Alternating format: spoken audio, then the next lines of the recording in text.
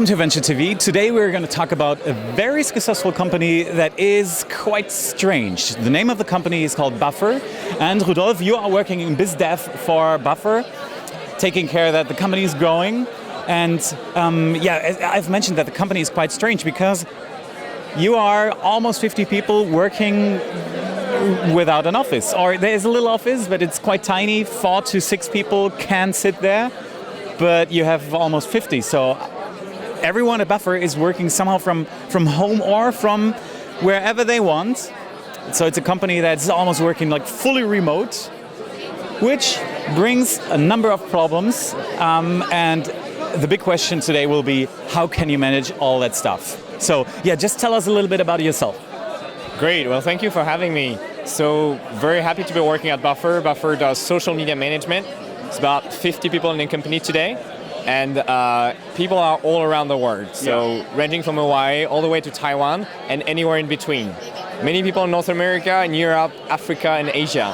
So it's great to work together as a team. We are working in social media specifically, and it's been an interesting ride because the company is remote. So we're lucky enough to welcome people wherever they are into Buffer to work on that topic together. Which is cool because you can hire a number of people who do not want to leave their home country or their hometown, or who just love to travel. So it's quite cool because you can attract talent that other companies cannot attract. You have quite a number of people applying, right? Yes, we're lucky enough to see a very healthy stream of applicants. Buffer is doing a lot of things differently. Just trying to, we're very interested in transparency, in remote working, and in self-management too. So we're lucky enough to see many applications coming from the community, that is our users, and other people that have an interest in what Buffer is doing at this stage. And you are quite successful. I think it's 2.5 million people using Buffer right now. That is correct. There are 2.5 million users today, and it's a freemium system, so you can get started with Buffer for free, buffer.com. All right. And about a small percentage, so about 2% of our user base are paying customers, 40,000 people, and the rest of them are happy enough to enjoy it for free. So it's very important to us. Which is somehow enough to pay you guys and to pay you and your travel. So now, after all the positive things that we've said about Buffer, with people working from anywhere in the world, there come a number of problems. Like time zone is the first problem. Like you want to talk to your colleagues, but they are sleeping because it's in the middle of the night in Australia while you are in Europe somewhere. How do you manage that? So working remotely and specifically just working across time zone, it does take a lot of energy in the sense that you need to be a lot more organized, which is brilliant. I used to be working in an office in a more traditional setup, and those questions could arise if you had a meeting with the US or with Asia. Yeah. You worked at Google, by the way. Yes. Before I was at Google, and I was doing sales there, and today I'm doing sales and business development at Buffer.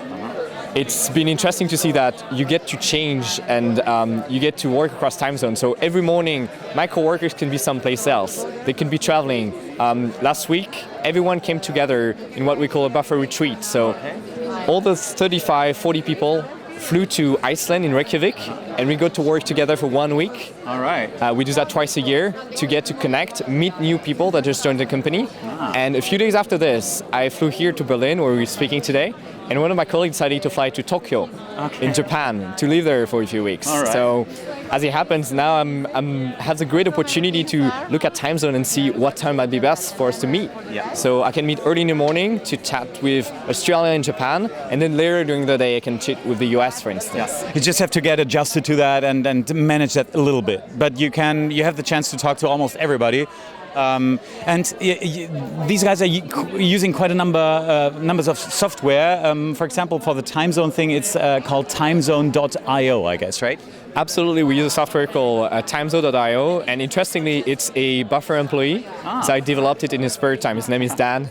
He's based in New York, and it was such an interesting challenge for all of us to keep tabs on each other. That he managed to build a software where you can see a little faces in different time zones, so you can have a very friendly reminder of when people are, so both that you can communicate with them better, and you can also be mindful of when they might be sleeping to avoid disrupting their night activity as well. Is there certain limitations? For example, do not call before 8 a.m. and do not call after 8 p.m. or something?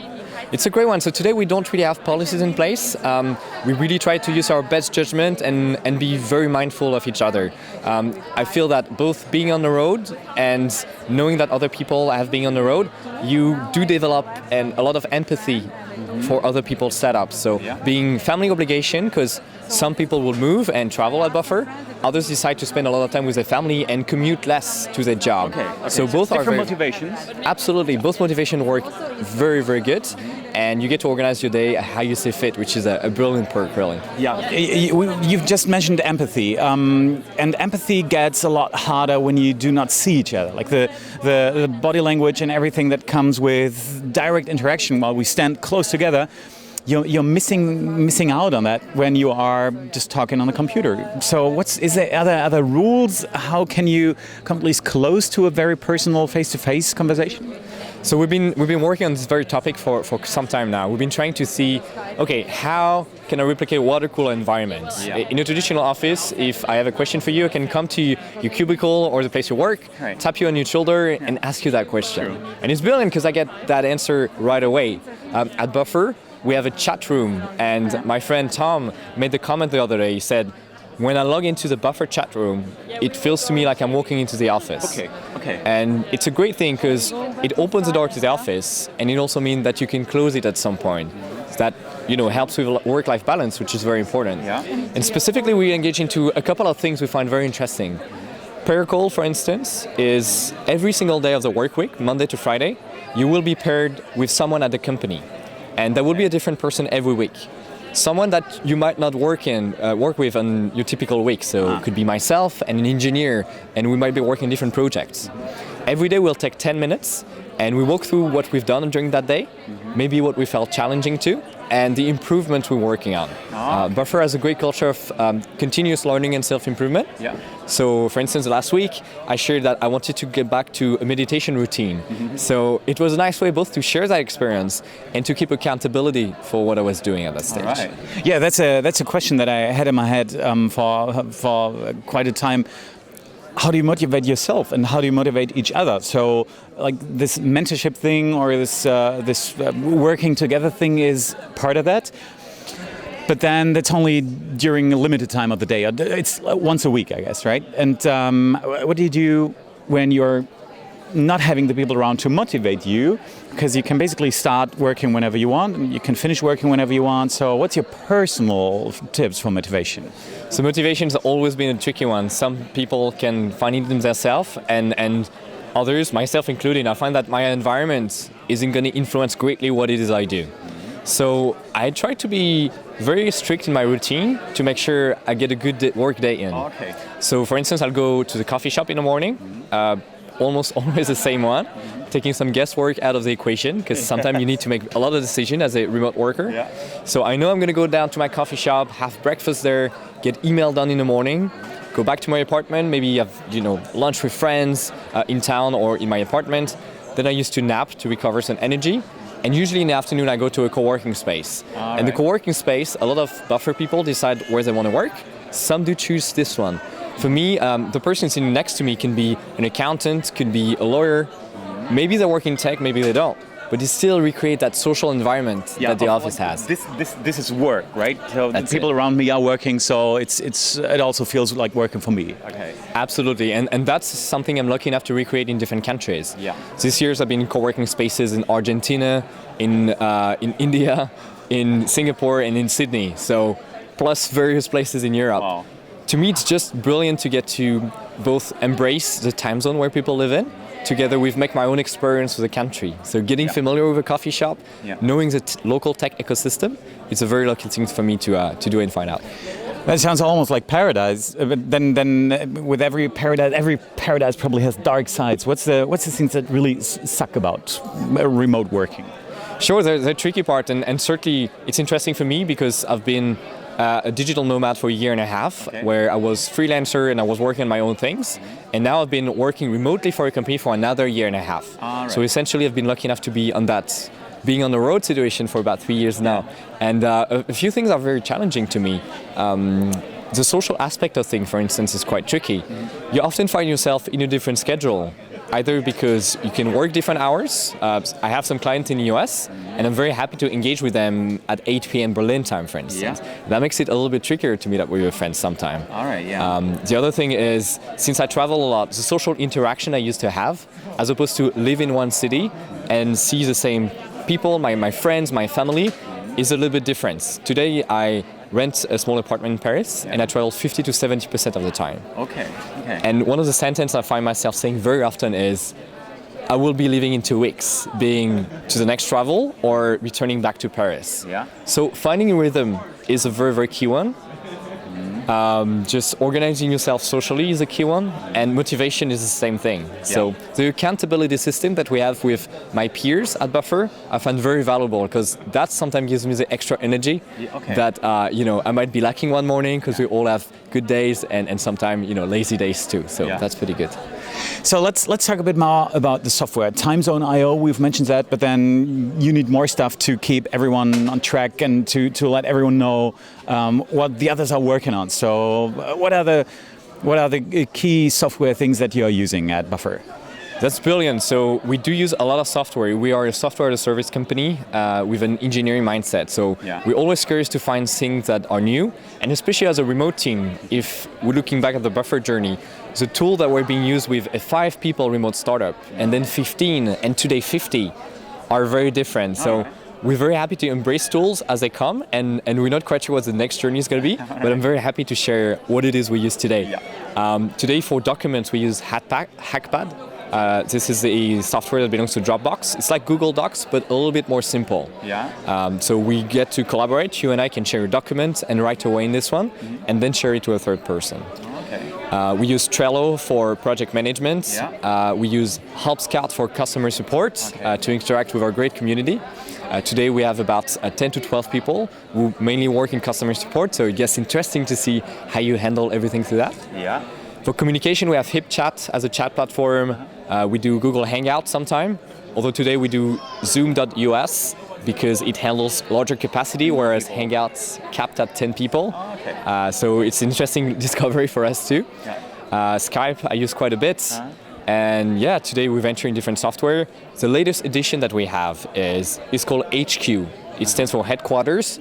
And it is something we've been developing ourselves in 2015 to be a product management / a productivity tracking tool where everyone can see where they are mapped in the organization, so that it will have ownership in certain instances.